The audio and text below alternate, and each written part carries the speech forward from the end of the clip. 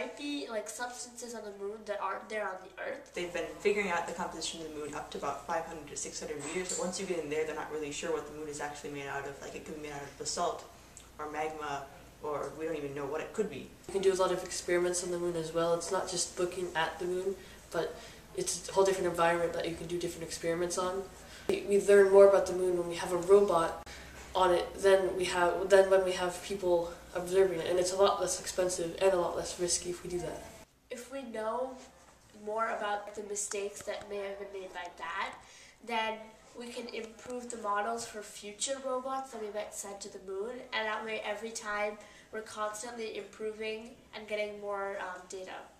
By studying the topography of the moon, we can also see what asteroids or things may have hit it, and we can tell like the size of the asteroids and where they might have been coming from, and how, since the moon is close to the Earth, we could also see how when the asteroid hit the moon, we could also see what would be happening on Earth at the same time. And also as time has gone on, we've thought about bigger things like going to Mars and stuff, but right now that would probably be very risky and again very expensive.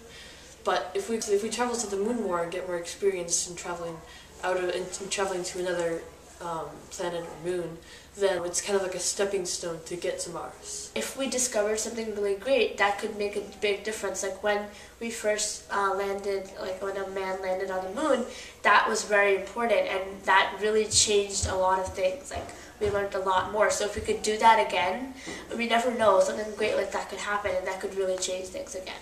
So with this moon study, it's like everybody can learn about the moon, and everybody can do what they always wanted to do as a little kid and figure out how to send a robot to the moon.